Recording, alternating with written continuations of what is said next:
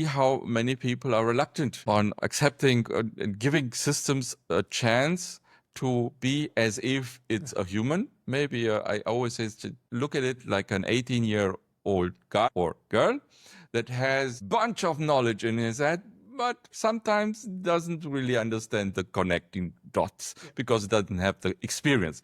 But that's why you are there. The AI is still, it's definitely a good co-pilot, if I may use the word, a good assistant, but is it really at the human level?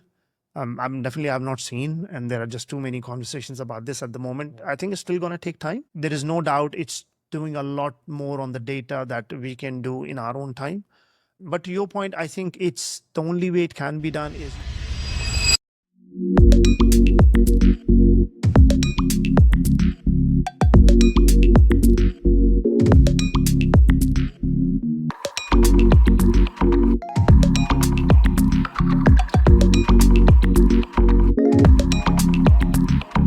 Everybody, welcome to actually an interesting and exciting episode for AI Leap Maker. We usually are in person, that's what we were just talking about, but this is our first episode live in Dubai, fully in person, and we're proud to have both my sides here, Adrian, my co-hosts, and which were part already for multiple episodes before that. So Adrian is, from my expertise, of my point of view, I believe one of the top experts in AI in the region, in Europe, and basically from what he's building from both multiple sectors, also including financial sector, but also including AI employees. I think he's driving the path forward with AI. But maybe one or two sentences for the audience from your side about you, Adrian. Well, as Yasser already said, I'm an engineer to the bone, and I'm waiting for this moment to happen since years. So we're dreaming of building something like ChatGPT in 2000. Now I had to leave it to some scientists, and now I'm happy that we can build intelligent solutions. Okay, nice. But also, just to remind, so with 25 years experience, Hapag-Lloyd, head in AI, and so. But we come back to that in a minute. On the other side, I have Shaheen. Proud to have you on our first in-person episode. Okay, so Shaheen, nice to meet you here. Shaheen is a CFO and with long experience in the financial sector, but also what interests me for Shaheen, I was, by the way, just watching, I think last week, you were part of the financial, I think like a panel, right? Exactly, yeah. So Shaheen is very active, not only in the domain, but also driving the combination of technology and finance sector.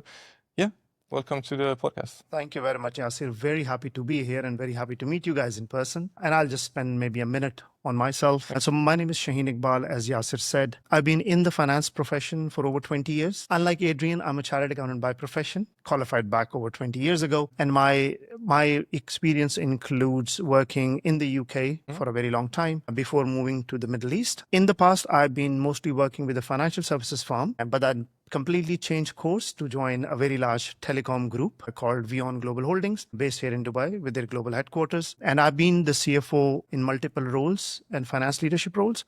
But now more recently, I work as the global head of financial planning and analysis for Vion. Okay. So very happy to be here, Yasser. Likewise, happy to have you. So you mentioned actively working with the team in order to enable itself, in order to grow. Sure. So maybe can you introduce some of the things already did, Anta? Definitely, Yasser. More than happy to do that. So the session was arranged by an organization called Finance Alliance, and it was called AI for Finance Summit. The best part of that was, Yasir, and I think which is pretty much linked to where we're going to go today, is let's talk practical, right? Sure. I mean, we all have read enough LinkedIn posts on AI, right? And everybody is just writing about AI. In fact, now we have started making this joke that if there is a presentation going on or something going on and the word AI didn't come, something is wrong about it, right? So going back to your question specifically, the best part of that was that give all the audience some practical insights. They don't have to be very dramatic, anything that you are doing internally. So for me, I think the most interesting topic was about building the finance team, those skills that they need to use AI and to get the benefit out of AI. And we had some good examples that I've seen in my previous roles and we're trying to do in my current role as well.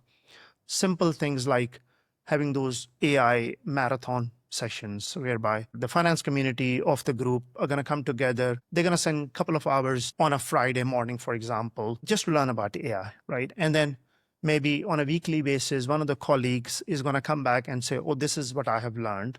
We had simple things like note book LM, audio, podcast examples coming in, very simple AI, smaller use cases coming in from within the team, right? So I think that was very powerful, not only giving people the confidence to actually come and talk about the cases, but they all were learning at the same time as well. And I could see the difference in the team in terms of the learning path on the AI. So this was definitely quite an important one. There were discussions about about some of the challenges organizations are facing.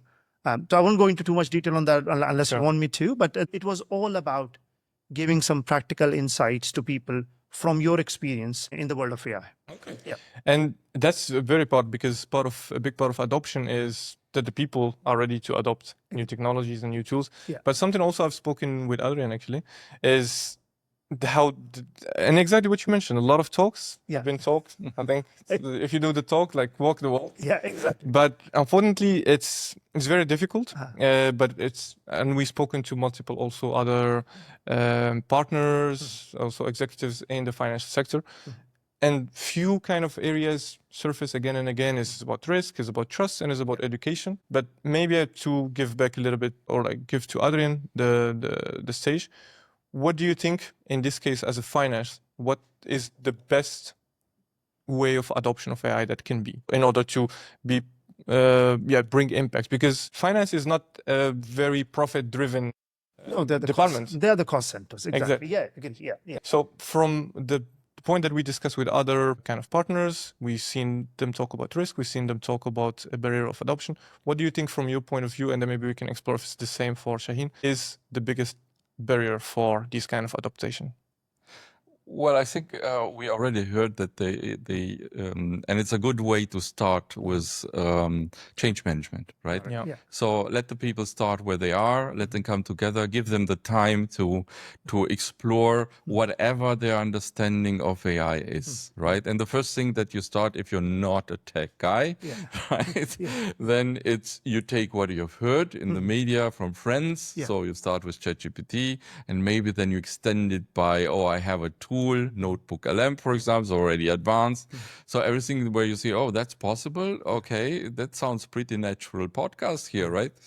And this is a good beginning to get accustomed also when playing with several tools that might serve and address topics and tasks in the finance. So I would be curious what kind of tools you have explored.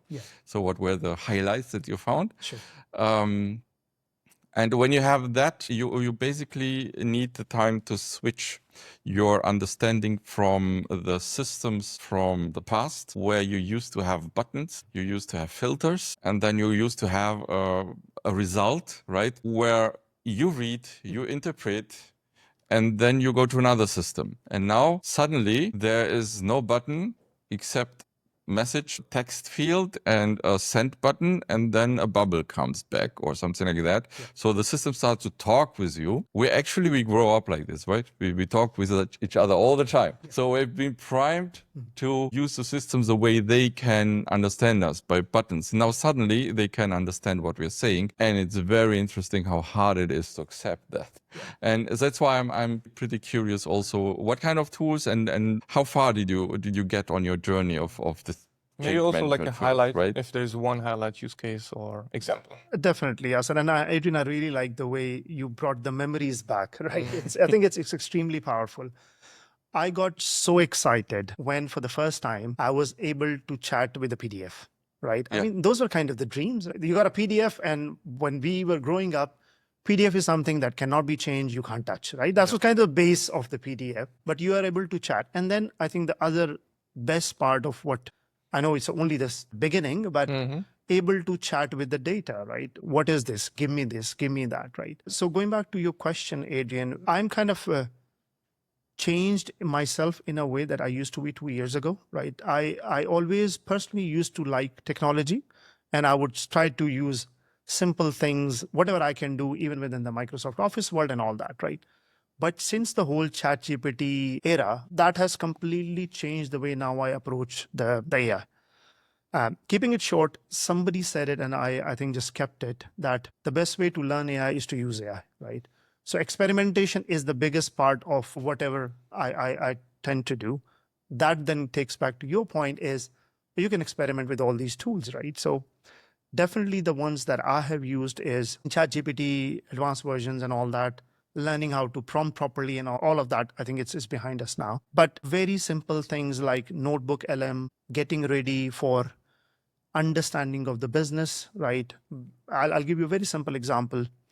As I joined this new company, which was a completely new sector for me as well, right?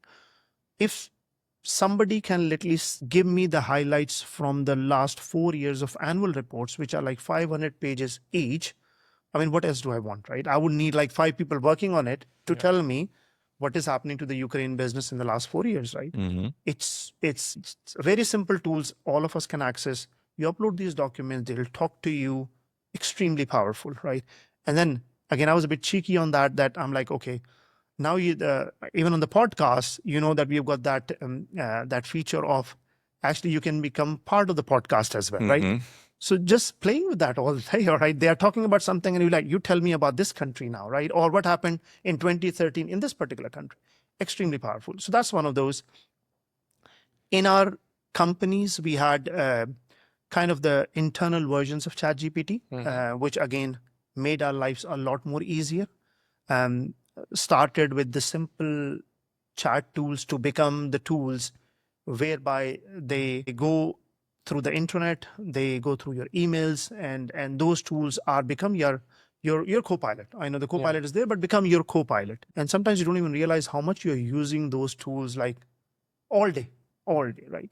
So for me, Yasser, Adrian, I think it has now become part of my day-to-day, both in personal life and the professional life. And I don't shy away. I mean, keeping the whole organization data confidentiality and all that in mind, but with all the publicly available information, I don't shy away from playing with every single tool which is available out there. Now, these days, my passion is on the AI agents. So from Menace AI to Convergence and all those tools, I just keep on playing with them all day. Right. And that's a good topic actually to take it, because you mentioned exactly what is already, and we went through a transition, right? So by this point, it's already, as you mentioned, behind us. The ChatGPT co-pilots are already there, especially, as you said, some really interesting use cases to analyze data at scale, understand data at scale. But now maybe we're interested to see, okay, what's the next level? And you mentioned a couple of good ones, so AI agents, right? And Menace specifically, right? So you tried Menace. What do you think is the potential within your own domain? For me, and I don't want to bore you guys with too many details, right? So Menace, I'll give you an example. So what I wanted to do is somebody, which could have been somebody in person a couple of years ago, is that okay, I need to create a training course for someone joining the telecom industry, right? And I had some ideas. Okay, you pick up the top 5 players in the market, top 5 trends in the market and all that. So I went into Menace and I'm like, I would like you to create this training tool for me. This is my possession. You go to all the publicly available information. I work for a listed company. All the information is there. And then you go to all these big players in the market as well. You create a 4-week training course for me, self-paced, should have exercises, should have interactive modules and all that. And Yasser, I cannot tell you how amazed I was. It did that by day, that every single day you're going to cover this module. And then definitely I was personalizing it as well, that, okay, just link it to Vion, link it to its results, their strategies and all that. Don't make it like a completely plain, but just link it to what my day-to-day job is going to be as well. So I was so amazed the way it actually produced everything, the whole plan, the modules, the exercises and everything. And then I was like, all right, if you've done all this great work for me, why don't you deploy it as a website as well? So I literally did that yesterday. So I was still playing with it. I've not finished my project, but it's done that. It's now actually, once I'm done, I'll share it with my other colleagues as well. Imagine a couple of years ago, I'm a person who doesn't even know one single line of code. My kids know a little bit because they've done it in school. I never did it.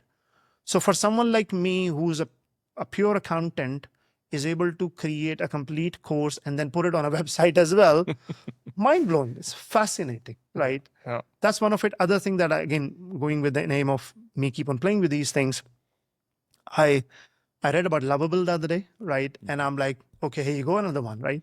So on that, I have created a website which actually analyzes so simply went in saying, okay, you need to behave like an equity analyst. In one of my previous roles, I was the head of investor relations. So I've got an idea of how these people work, the buy side, sell side analyst, community, and all that. So I went in and I'm like, okay, all right, behave like an equity analyst in a top London investment bank. Your role is to actually analyze the top 5 telecom businesses and do all these things for me, the sentiment analysis, the stock movements, and all that. With few commands, Yasser and Adrian, the website was ready. It has got the facility or the functionality to upload the new earning statements, the call scripts, the annual reports, and then it will do all that for you. And then it's not only that, I mean, I'm sure you can get much better versions of that, but when you do something on your own website, that's a completely different excitement, right? That makes you so much happy. So, I mean, these are some of the things that I would have never thought in my life that I'll be able to do it.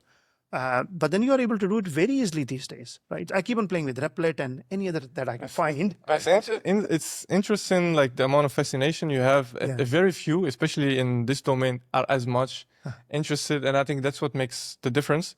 But I just want to, for the audience, just to clarify a little bit the terms that we talk about. So Menace is similar to ChatGPT, but it's more capable agent that can go do actions within a browser level, create stuff, output certain more advanced outputs. And Lovable, I believe, I didn't play with it, but I believe I played with Replit. But is it similar? Similar, very similar.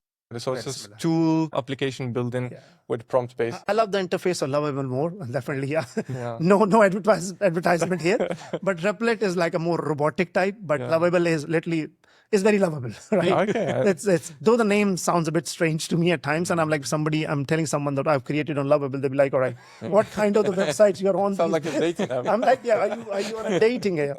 And it's good my wife has not seen that yet. She's like, what on earth are you up to these days?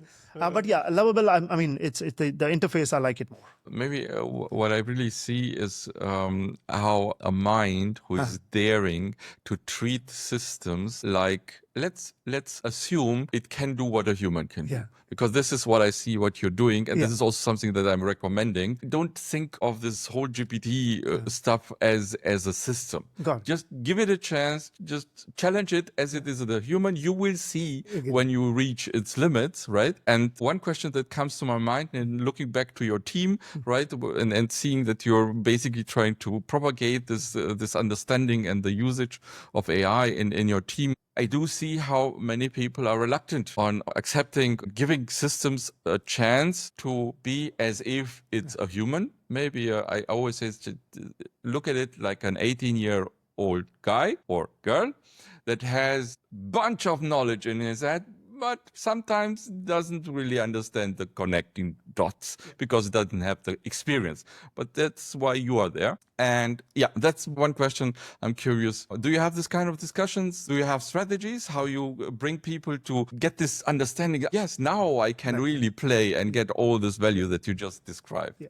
Adrian, I think a wonderful question. And for me, again, going back to personal passion, that I like to learn stuff myself first, experience it, and then start talking to my team. I'll give you an example literally from today. The other day, I was using Copilot, right? I mean, these are very simple things. And we had to produce some deliverables for the executive team, which are definitely very critical. And there were multiple deliverables, but with the same data, right? And they all were to go to the C-suite and the board. And I was like, yeah, I was the final reviewer of that. And I'm like, I need to make sure everything makes sense. I've done it like 2 times already, but there's just too many slides and the memos there. And the same story is getting repeated, but with different terms and all that. And I'm like, I don't want to get this wrong. Even a smaller variance is not going to work. And then I'm like, okay, why even am I stressing myself out when you've got this whole world of AI to support me? And Adrian, literally as I would have done as when we were growing up in our chartered accountancy age, a concept of 4 pair of eyes and all that. I'm like, oh yeah, here you go. I've got my AI assistant who can actually literally check all this for me. And why would I not do that? So my 18-year-old was this AI assistant. And I'm like, okay, here you go. Clear instructions. That's what I've learned. The better the instruction, the better the outcome. That, okay, you do the comparison. This is what you compare it for. This is how you produce the results for me with all the linkage and everything. And in 30 seconds, 1 minute, you got all the documents completely compared with a very nice table in the end. And there were some errors. There were some small variances. There were some, and what was brilliant is that it kind of went into an extent whereby it was actually just doing some of the sentiments check as well. So for example, if we said good somewhere and another document was saying, oh, it's super, they're like, all right, you're saying the same thing, but in one document, you're being very energetic and saying in a different way. Here you are just playing it down a little bit. So using this all the time, you become so used to using it that every time you're like, well, how can I use it for another productivity, or how can I make my life better? So what I did, Adrian, on that then, and I'm like, guys, so I went and asked some of my colleagues and some of the teams are like, all right, this is a very simple thing, but do you guys ever use it? No. And I'm like, but we can. So then I literally created a very small email of a very simple use case, sent to some of my colleagues with the prompt in there. I'm like, to make your life easier, here you go, you put that prompt in, you upload your documents, you'll get the comparison, and then you kind of get that peace of mind. So that definitely happens all day. But I think I didn't completely agree to your point. And again, I read it somewhere that it's your like a new joiner in your team. You're going to train that new joiner. The better you train, the better outcomes you're going to get. Yes. Right. Yes. So I try to keep that mindset all the time. And you're doing it actually the best way, Shaheen, because you lead him by example. Yeah. So it's different between go find ways to do AI, but the best is leading by example. And I think what Adrian mentioned, so I think the next phase we can explore, which would be interesting, I think part of also what Adrian mentioned, part of also what you mentioned, Shaheen, is the next step, right? So coming back into what I mentioned about what is the next step. And the way I see it is that there is a bunch right now of interesting but unstructured use cases. So you can use it for this as a co-pilot. So almost like a secretary, co-pilot, it's the main word. So you can give it that, you can give it that. But same as any technology, also as humans, after times things start to get structured. For the way we have it right now, we have a structured set of jobs, a structured set of tasks and ownership for those jobs. And I believe that, or we believe that AI, the next level for agents and jobs is that, which also is a big buzzword or like buzz topic right now, which is AI taking jobs or not, and how is this gonna change in the next phase. So maybe my question then to explore it, and then we come back from Shaheen's point of view. But for you, Adrian, what do you think is needed for all of these unstructured use cases or utilization? What could be the next step for it to be structured and for AI to fully act like an employee have right now, right? Which have a structured set of tasks, structured set of ownership, as opposed to right now as being just a co-pilot that's doing a bunch of useful, very useful, but still unstructured. Okay, I'm not super sure if I got you right. You correct me. So I think you're aiming for how can we get from AI automating one single manual task where a human normally has to read a PDF, conclude and write a conclusion, right? To delivering a full annual report, right? So covering a whole task chain. Maybe a sub-process. In big companies you have your departments with their processes, with sub-processes down to the tasks. And then in the task, you already have a chain of manual tasks. And I think you're aiming for how can we get to the automation level, autonomy level, where you can take a whole sub-process, so a chain of tasks, right? And delegate it to an AI that is capable to orchestrate all the screens, or the communication, all the forth and back. So not only the execute the task, but also get back to the colleagues, get the information, use the systems like a human would do. Maybe just to put it into a good metaphor, I think the way AI, exactly what you mentioned right now, imagine it like a human, right? But a human co-pilot that is by our side, and we give it this, and then we give it that, and we give it this. So it doesn't have a clear job that we know that human can do that or is doing that. How can that transition? And I think that one of the answers to that, I'm pretty sure there are many approaches, but I think we see a shift in capabilities from an assistant. So right now we come from years, not an era, of assistants that can surface information, right? Big value to that, no question. But it stops right there where it could just take this information and conclude and act. So it can basically then dump to the next step, right? This is what Manus and co-agents are basically about, the capability to act. And one more piece that is already there but needs even more maturity is reasoning. So not just fish the right pieces of information from some pool, right, and consolidate them to a concluding answer, but to make a plan on researching or on which actions do I have to take to get to this result. And finding the right information is just one or two task actions there. So reasoning is understanding how things, how the dots are connected to basically design a path on these dots and for the given task, right? And I think we reached already pretty great level, as we heard. Yeah, Lovable and Manos, your examples are a perfect example of that. The question is it enough? This is basically also something that I was kind of waiting for me to kind of ask your permissions to drag maybe a bit down from enthusiasm to more to the ground, because things are not always correct that come out of this of these tools. And of course, if you're an expert, you can see them, you drive them, right? So you even can ignore it because you sense, oh, that's bullshit. I'm gonna fix my prompt and now it's done, right? So you know when it's wrong. And Adrian, if I may interrupt, Yes, because please.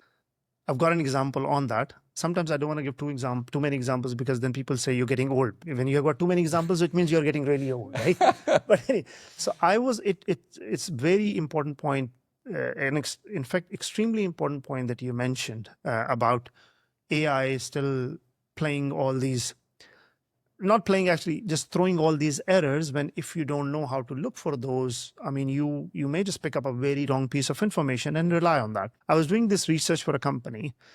The only good thing was, and that was a couple of months ago, the only good thing was I already knew that they have not announced their Q4 results, right?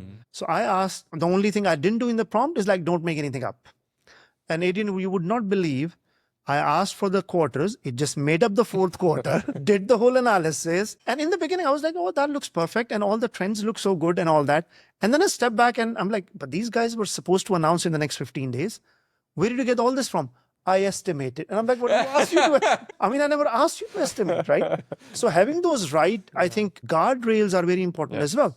Unless you tell it not to estimate, it will, when you got super efficient assistants who just try to show too much efficiency, right?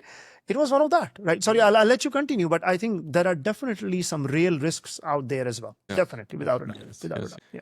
Yeah, and that's basically I'm asking, but I'm trying to bring us to discuss a bit about strategies to overcome that. One strategy is basically to be an expert in your domain.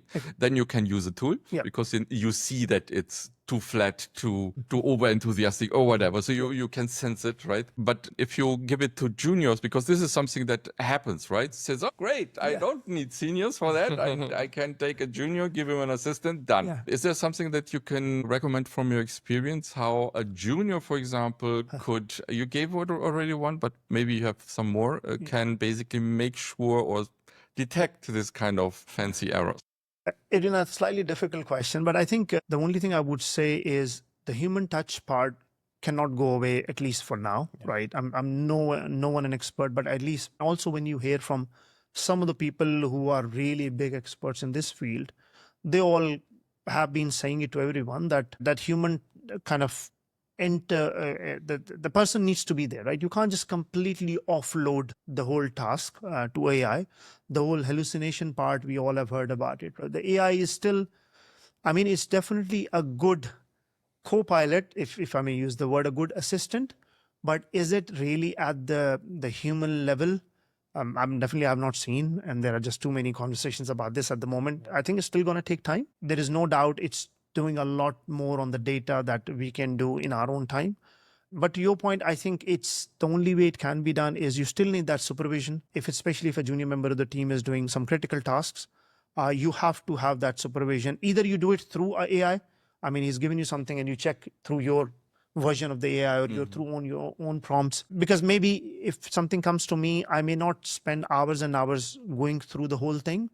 Maybe I get this summarized, I get this cross-checked, I'll review it through some of the prompts, very clear prompting that I've done internally. That will still add to the productivity, but I would not know, and we don't do it internally, Adrian, that if there is something that needs to be produced, And especially in the world of finance where everything is pretty black and white and numbers are there. You're not interpreting anything. It's just there. You need to be very careful. I think the review part and that supervision part doesn't go away at the moment. That's a good point. I'm jumping in because you just said numbers and LLMs, large language models like ChatGPTs. That's one challenge for them to do right math. They improved a lot. So what is your experience? When did it not work? For me, I think from a maths perspective was this one case that I mentioned. There is estimating the results of a company. Which again, had I not known that they've not announced, honestly, I would have taken it, right? But it's again, it was by chance. So we need to be very careful, especially it's their ability to just assume stuff. I think it's very dangerous at times, right? So that's where, again, probably I'll go back that your prompting, if you're using these tools or your conversation with the tool has to be extremely clear in terms of what you want, what you do not want them to do. But Adrian, that pretty much goes back to the human way of doing things, yes, right? It's like, it's not different to, I mean, if I've got a new joiner in my team who's been there like 6 months and I just don't give them right instructions, I'm not going to get the right output. I would have asked you exactly that. I agree. I think that's where we are. That's where we are. And it's actually, that's how I always approach it now, that it's an assistant which needs a lot of guidance. If you don't give the proper guidance, you're not going to get the right answer. And as you mentioned, exactly. So the more context it have, the more better it is performing. And I think that's what missing, speaking into what could be the next phase. It's continuous and continuously growing knowledge and context.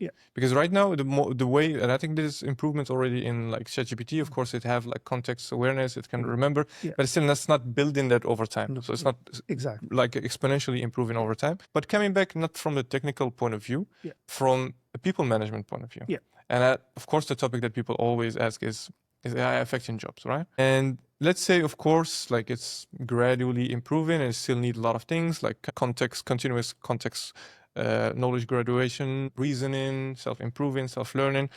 But as it is gradually growing, and we've seen how fast also the models have been growing also, how do you see from a people management point of view, the shift in jobs? Yasser, I think it's probably one of the most important conversation for today. It will have an impact without a doubt. I think we are already seeing some impact. I have not seen much happening in our companies that I've worked for till now, but we keep on reading from different companies, especially like the coding, the software engineering and all that. I think some of those are definitely are getting significantly impacted. And I can kind of link my things, that some of the things that I've been trying with that. The coding is the whole vibe coding and these tools. Why would I need somebody to code this for me? I might have needed somebody, maybe 10 people in India or somewhere else to do that. I don't need it. I can just play it with myself. To your point, it will impact most of the jobs, but it will definitely start, and it has already started from the day-to-day, the labor-intensive, the data-intensive roles. It started from there. But I think the way I look at it, it will have an impact, but it's not that all the jobs are going to go away. The jobs are going to evolve, right? It goes back. It may take us some I'm not from that era, but when calculator came in, they were like, your maths teachers would not be needed from today, right? I mean, my kids still have got very, very senior maths teachers, right? They still need them. So the jobs would evolve without a doubt, Yasser. And if I were to fast forward 5 years from today, the new team members joining, you would expect them to be not with the calculators and all that. Those would be, kids is not the right word, but the new joiners, the junior members of the team, you would expect them to be very fluent in the use of AI. It should be their way they have come from, like the way I would expect somebody in my team to know accounting in and out. I would expect them to know AI in and out, to be honest, right? They need to be much better than what I know. And those are people whose jobs would still be there, right? Because the expectations would change, right? So I think it's very simple that we can't run away from this. It's there for every single level, but it would change jobs. Some of them would be eliminated as well as it happens over time. But if you, in my personal view, if you are keeping yourself up to date, if you're learning the way things are going, your job is not going anywhere, right? It may go from one company, but you'll be in another company. Yeah. And so I would love to challenge this part with you, Adrian, but specifically about what will the new joiners skill set needs to be, right? Because, for example, I think you give a good example, Shaheen, about vibe coding, right? So where you would need maybe 10 coders before that to develop that website that you built. Right now, maybe you just need mind behind it. Of course, you need a human behind it. And then that mind could be just a designer. And in that case, that is a different skill set. Of course, that designer still needs to learn how to work with AI, right? But it's a different mindset from a coder, from a developer, right? And in this case, now talking into it, maybe I would love then to come back to you, Shaheen. And in this case, what kind of domain specific in finance, maybe if we go to the details, what kind of domains that you think would definitely not be still just like a designer would be for coding, it would definitely be the next thing that AI cannot replace.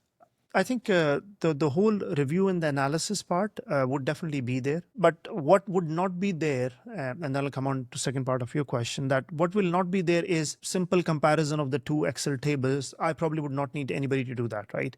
It's not in the long history that we used to have multiple people in the teams doing this comparison, preparing these tables, preparing these presentations and all that stuff. I think that's going to disappear pretty quickly. But yes, you would need people for doing the analysis, challenging what AI has presented to you, and maybe fast forwarding if now the agents world is there. You still need people in your team who would challenge and direct these agents and kind of supervise these agents. But without a doubt, the basic analysis, the data crunching, the number crunching, those jobs will go away. And so I don't see people in my team 5 years, 3 years from now, when all these tools have kind of pretty matured and you've got this army of AI agents, which I can't wait, in your team, which I can have unlimited. I would not have any headcount issues and all that. Then I think it will be the finance, even the juniors, with analytical skills, with AI fluency. Those were the kind of the people who would you still need, but not the data crunchers. They would definitely disappear. Can be. Yeah. Okay. Especially when you take when we take comparison of a table, Sure. solved. Yeah. Well, if you take a table, two tables, right, and you want to compare them, then it's you're comparing against what? Differences or commonalities. You compare of greater numbers, although there are so many reasons what you're comparing actually for. I had to answer this question. That's why I know that it sounds simple. Comparing is easy. Okay, find differences.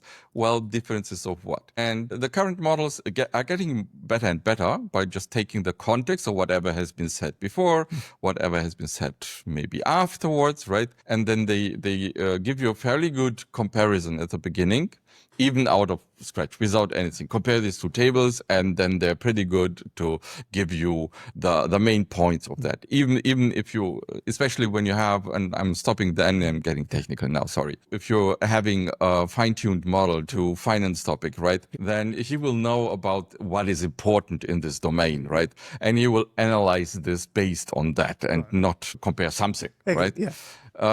That's fine. Still, it will lack to some extent your personal expertise, the recent reality in which you are. So to some extent, you will have a leap ahead of this comparison. So how you will close this gap, and now I'm turning it into a question, if you can relate to that, Sure. is I would assume that by being able to anticipate the limits of the model and take your experience and describe exactly and systematically correct what you want and how you want it, right, will be a skill that you have to have at your hands. And this is something that also juniors, when they start, right, what is a skill that they have? They need to have the domain knowledge to be able to describe exactly what they want. This way of systematically describing what I want to be done, this is something new to many people, because they learn how things are to do, they learn to apply it, and because they are prepared to execute. And now you tell them, no, you don't have to execute.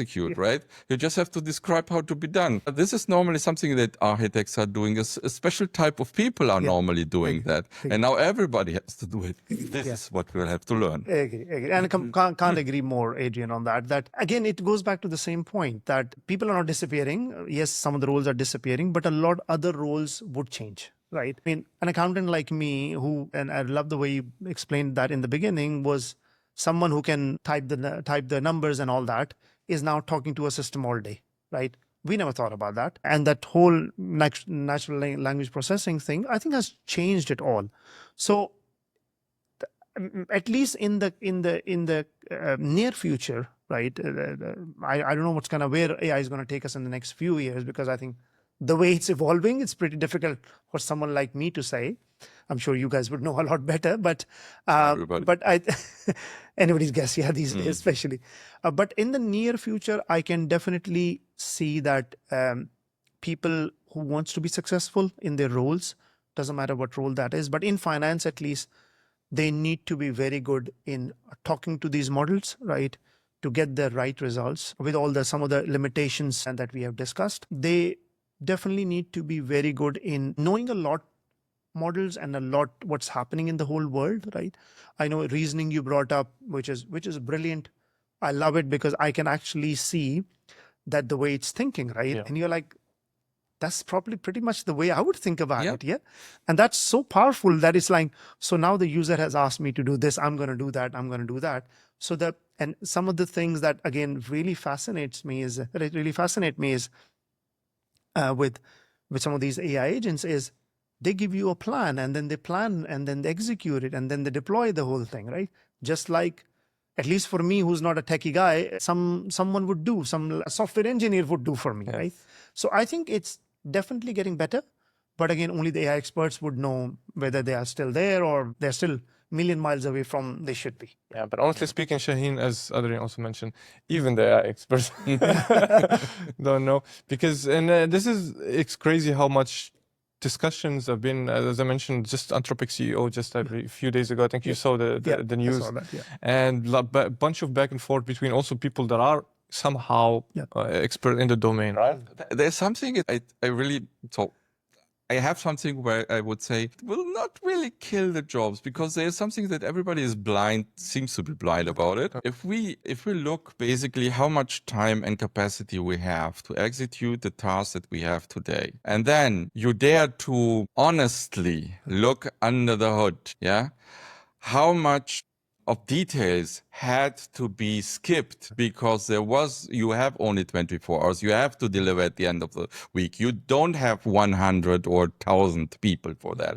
Yeah, you don't have endless budget. And be prepared. The models, you said, I can scale as many as I want. I'm sorry if you have the money for I that, agree. because, Yeah. right? So there will be limits as well, the physical limits. And I think one thing that the whole AI automation or support will increase our capacities. And I think there's a lot of not done work today that will then be catch up, and what we increase is the quality of the work. So I think to bring the quality of the results, of the products, whatever, of the production operational lines to the level that sometimes we pretend it's there, but actually we just have some smart heroes that keeps the strings basically in the hand, and it's good enough for the car to roll, right? So it doesn't crash, nobody dies, but it's not the level of quality that could be there if you would have the capacities. And this is what AI is bringing. It's basically increasing the capacities. And the first thing that I would say is I would put it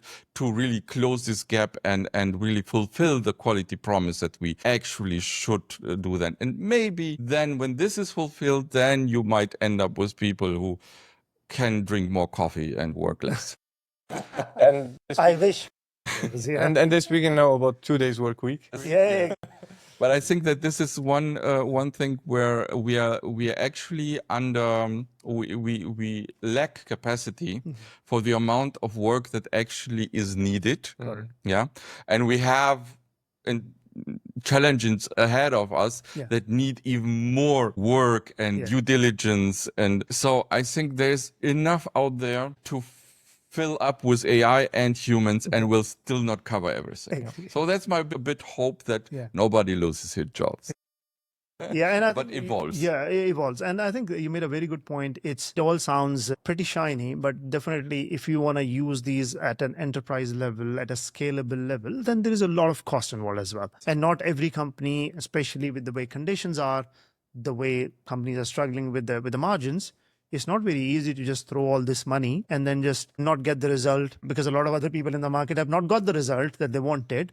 So you need to be very careful. I think it's very tempting, and that fear of missing out is a big one there. But it goes back to our earlier point of, which we touched upon at a slightly different level. But if I'm the one who's running the company and I want to really use AI the way Adrian just explained, I need to have a clear definition of what are the problems that I'm trying to solve, what kind of the issues that are there. Had I had more people to do it, I can use AI for that. And then what are the costs involved and everything, right? We are just seeing too many examples of people throwing money on something and then not getting the results, and then they're like... Many business cases, many companies are structured upon a situation that we had 1990, 2000, 2010, where we didn't have all these possibilities, and you need to have headcounts to cover certain tasks, and headcounts have limitations. They get sick, they go away, whatever, right? So total different context. The architecture of the companies today are still the old way, and I think it's a problem if you try to basically just take AI, put it inside and hope it will evolve and basically give the value that we all hope. I think we see more and more companies that are, and I love this term of AI first, right? And you just described it. If you would start today to design a company with this new possibilities, your structures will look different and you will get the gains that are promised.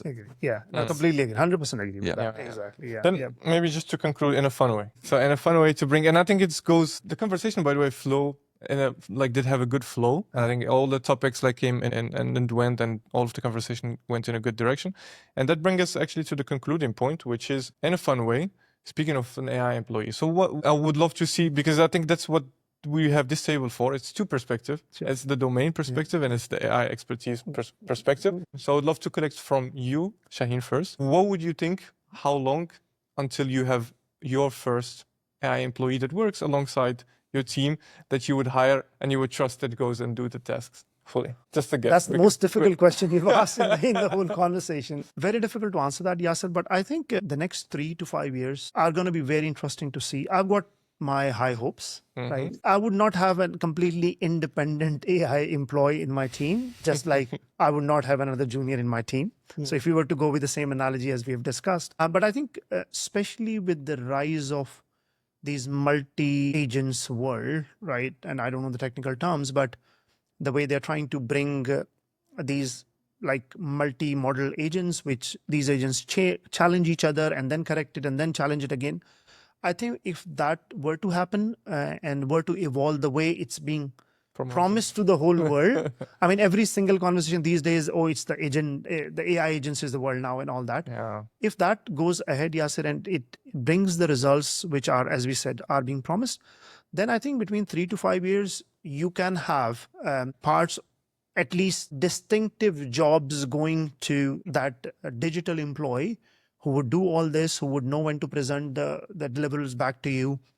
And definitely they'll not sleep or go home and all that. But I think in some form or shape, I can see in the next 3 to 5 years. Okay. Yeah. Then from the other side of the table, and again, we know that we all guessing. Of course, even from an expert point of view, a lot of things dynamic, a lot of things are moving. And the way it is right now is also not an indicative of how it can be. These things are very difficult to predict, but predict. Before Adrian starts, you missed one thing that which we joke about that back in the UK as well, and that star was there and the small print was there in my answer. Yeah? There were 10 caveats to that which I didn't say. If this is going to happen, that is going to happen, that is going to happen, then it's going to be 3 years, right? But jokes aside, I think I see 3 to 5 years. Pretty promising, yeah. I have a different answer to that, and I can say, okay, it's 3 to 5 years, no problem. Actually, why not this year? The point is, and this is also in the same time a question, how to start. I mean, would it be imaginable to start with a premature AI employee, some AI agent that's not even at the level, and then dedicate one human, so one headcount, to train this AI agent, so work with this AI agent and train and find ways, basically, open-ended. right? Not only ways to prompt it, but also say, okay, this guy needs this skill or needs access to this tool. So talk to the software developer to give me that, right? And develop an AI employee in your team. Is this something imaginable where you could start even this year? Exactly. So I think exactly. So the real question is not when do we have a fully formed, a fully fledged employee, but is it possible that we can start with a very Yasser, I wouldn't even shy away from saying yes without a doubt, right? But again, as Adrian was explaining earlier, that it's going to be part of the process that you start with. If I've got somebody who does the whole accounting close, definitely that's not ready. But maybe we can start training them. Oh, you only close the fixed assets ledger, right? And with the whole reasoning part, Adrian, I don't think so that would be a problem for an agent that you have trained, because at the end of the day, and I keep it very simple that, okay, when I'm closing my ledger or a module of Oracle, this is what I look for. Can I not train someone to do that? Because that's exactly the way I would train a new employee, right? Yes. Exactly. You don't have a magic stick that new employee. If you are able to, and I think that's where the things are going, if you are able to train someone over a period of time, then I really do not see that they can start with the smaller parts and then they become bigger. And the way technology is advancing, that, or you can attach these, I don't know, the mini agents to it as well, the junior agents of the agent. He becomes the boss agent, and then he's got these literally 5 different agents working for it. That the bigger agent is the one who's my employee and then reports all that to me. I don't see that as a big problem. And I think that's a good conclusion. I think I love, as I mentioned, I love the flow of the conversation and how all of that led. But I do really hope, Shaheen, that a lot of the people are like you or become slowly like you, especially in the finance sector, because you're definitely on the cutting edge of like the forward thinking and openness as well as the optimism. Well, thank you very much. Okay. Thank you. Then thank you everyone for joining us for this episode. Thank you, Adrian, for being here. Thank you. Thank you, Shaheen, again for being here. Thank you very much. And yeah, we'll catch us on the next one. Thank you very much for having me, and love the conversation, every minute of it. Thank you. Same to me. Perfect.